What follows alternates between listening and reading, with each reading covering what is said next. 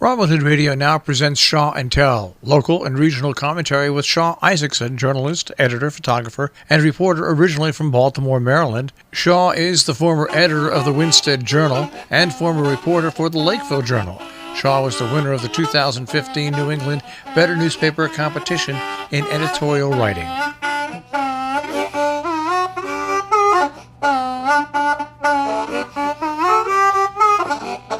Lisa Lawrence is a musician from Haverhill, Massachusetts, who has lived in Manchester for the past several years. After many years of writing and playing her songs, she finally released her first album, Good Love Gone Bad, back in December. Her album is available on her website, lisalawrencerocks.com. In this podcast, Lawrence talks about her work, including her songwriting, why the world just can't get enough of breakup songs, and why it took her so long to record an album. How long have you been playing music for? Wow. It's kind of like my age where at this point I start to lose track. Let's see. I actually started pretty late. I started in my mid-20s, and then I really didn't start really playing out till I was almost 30. So about 15 years. So why did it take you so long to finally start playing out to people and starting playing the music out to people? Well, I was really, believe it or not, in high school. I was in the choir in high school, which was just kind of for fun. So I really didn't think that, I really didn't consider myself a musician until I was so much later in life. I went back to school for music when I was in my mid-20s. I worked a regular day job and I took music classes. I got a degree in music, studied opera. I think I kind of wanted to take a different path with it initially. I wanted to be a composer. So I was going to write symphonies, and I played out one open mic, and that was just going to be it. And that just kind of changed everything. And I just started doing the singer-songwriter thing and taking breaks here and there, but I never really stopped. Gotcha. So, yeah. That's a big difference, though, between opera and composing and, the guitar thing right there. I mean, that was a big change for you, I guess. I really liked singing classical music in the sense that it gave me just a really healthy voice. But I never felt comfortable singing other people's words. So it was pretty easy for me to jump ship on that. And then the composer thing, it's just kind of a different medium for getting my own voice out there, and a much more satisfying one, I would say. I wrote some songs, and you go into rehearsals and you work on them with people, and then it's kind of a long haul before you get them out to perform for an audience. Whereas an open mic, you can write it the night before and just be out there performing it and recording it and doing it that way. So I do hope to go back into composing. I've started to dust off my chops recently and kind of work on some pieces that I put aside for a long time. Gotcha. So, Good Love Gone Bad. Yeah. It's your latest release. Yeah. Tell me about how that album was formulated. What inspired you to record this album? That album is a gift from all the people who are on it. I really cannot, there are no words to describe how everybody on that album inspired me. It's made with a bunch of different bands, a bunch of different musicians, and I would write a song, or I had songs written, and I would just be like, wow, I can just hear Johnny Mainstream playing this song. It would be so much fun to work with them. And just, it was really an excuse to get together with friends and hang out and see some people that I haven't seen in so long. And just, and they also kind of helped me took me a long time to make that album. I made it with my husband's father as a sound engineer, Charles Uzianis, and he is just incredible at what he does, which is a hobby. Um, and so, it was just kind of like when it was convenient for all of us to get together. So it took a while, and by the time I was finished with it, I was like really finished with it because I had my hand in the mixing and the mastering, and I was kind of like, I never want to hear the song again. So I um, take it took a few years to write all the songs out and to record. oh no, the songs were written in like a second. It was just a recording process that took a long time. Like I'd be in, we'd be recording it, and then like summer would come, and we'd all be like out in the yard, or like I I had a baby that put like a year kind of it into craziness.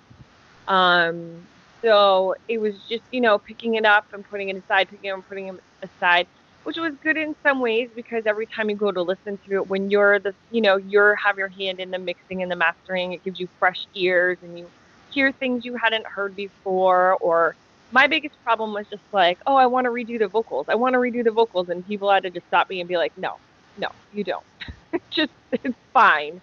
So, it was that was kind of the hardest part. And I was having fun. I was having fun with my friends. I was like, oh, I could probably write another song. I could bring somebody else in. This would be great. But I set a date for the release, and I made it happen and wrapped it up. And now my brain is on like the next project. So So let's uh, keep talking about Good Love Gone Bad. I mean, I heard some of it today.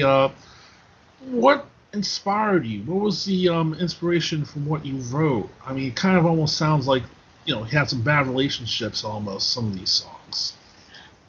yeah, they were probably yeah, definitely bad relationships. Um, Kind of maybe even being a fly in the wall for other people's bad relationships too. Um, let's see. Yeah, it's so hard for me to like when I write, it's weird. Like I write from like lots of different snippets of my life and other things that I observe and kind of put them together like a puzzle. And so usually a song isn't about just like one thing. It's kind of like a lot of different relationships or a lot of different weird things that happened. Probably the one that is the most playing nice is I grew up as a preacher's kid.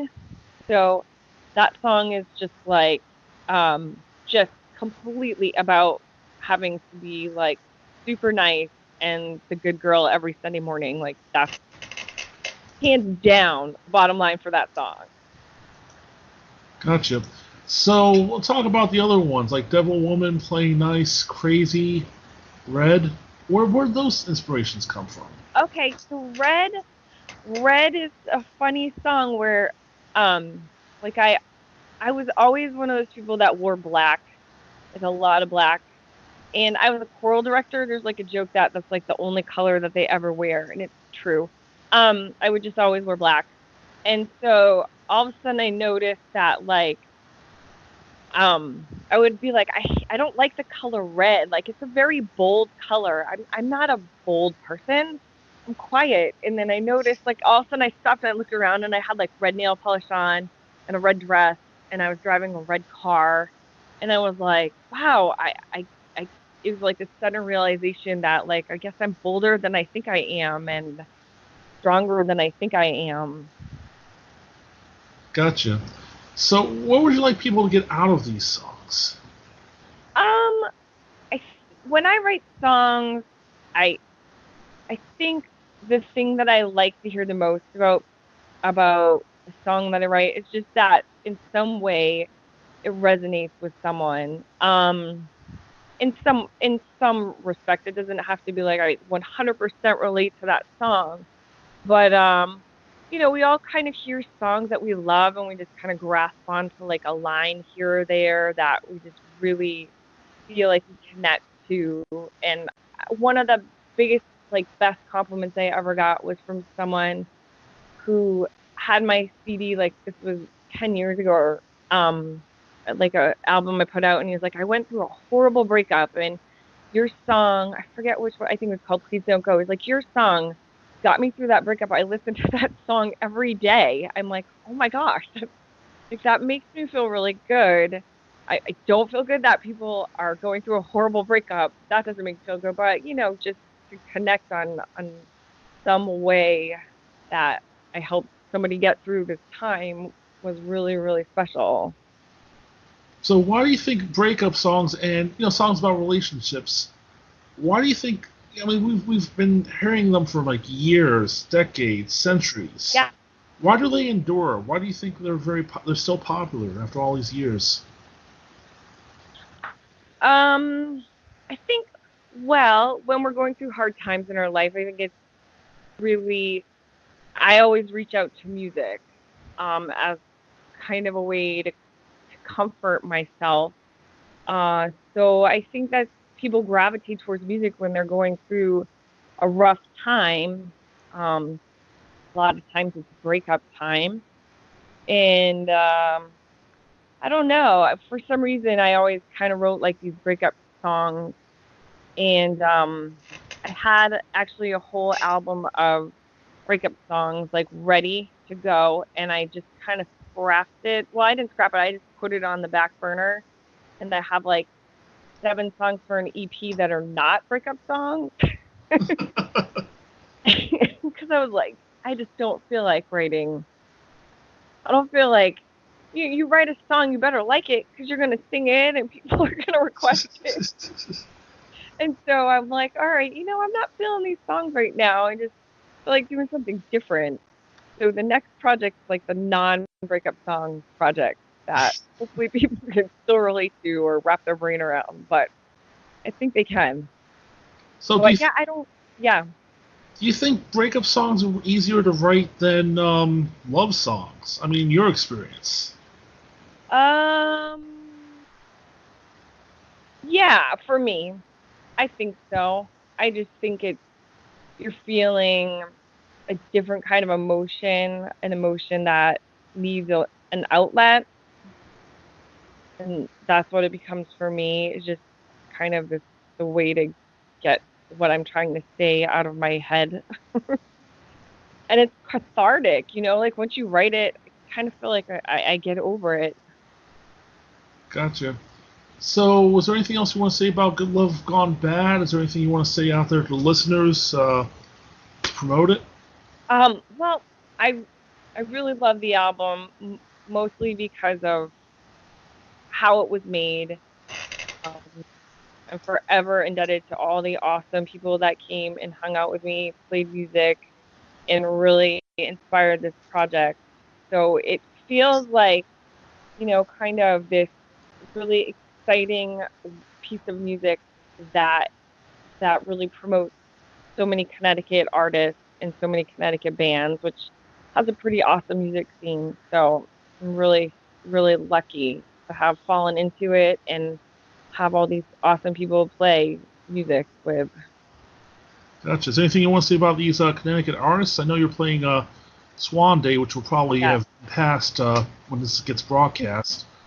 Was there Yes, anything to say about those folks? I'm psyched to play Swan Day because I've played it a couple years. Like I've played it a couple times with my full band. So this year I'm playing it as a solo artist, which is cool. Um, and it's just Swan Day is just a really, really fun event. Every time I've played it, the energy in the building has just been incredible. So I'm really looking forward to return because I don't think I've played it for years. So I'm just psyched to go back to it and play. And there's a lot of people that I don't know because it's been a while. So I'm looking forward to seeing and hearing other musicians. Do you get those kinds of that kind of energy from other musicians in Connecticut when you work with them and play with them? Yeah, definitely. There's a, so many amazing bands and singer songwriters in Connecticut. I kind of fell into the scene in the early 2000s. So I was living in Connecticut, then I moved away, and then I moved back. Uh, I I was kind of at that point where I was at a crossroads, and I was just like, I don't know, what form of music I want to continue with, and um, just being inspired by a bunch of artists from Connecticut just kept me going. I get really easily discouraged, so they just always kind of, when I felt like a lull in my schedule or just uninspired, I would get that phone call or that email, hey, come and play the show tonight or come and play next month or whatever. And I'm like, okay, this is great. I've been lucky enough to just really come into contact with a bunch of great musicians who are really inspiring. A bunch of them played on this record, and it just, every time I would kind of get a lull in my schedule or my energy, I always had somebody just kind of call me up, oh, you want to play the show? Or it just kind of kept me going. Plus, there's so many great musicians, so I would go to open mic and just kind of want to get better. Gotcha. Really push myself to get better. Very good. So, how do we find your music online? If you go to my website, lisalawrencerocks.com, it will lead you to a link to Apple and CD Baby and Spotify. All right. Very good. All right. Well, Lisa, thanks for being on my podcast, Shaw and Tell. All opinions on Shaw and Tell are those of the host, Shaw Izikson, produced with assistance and cooperation from Robin Hood Radio.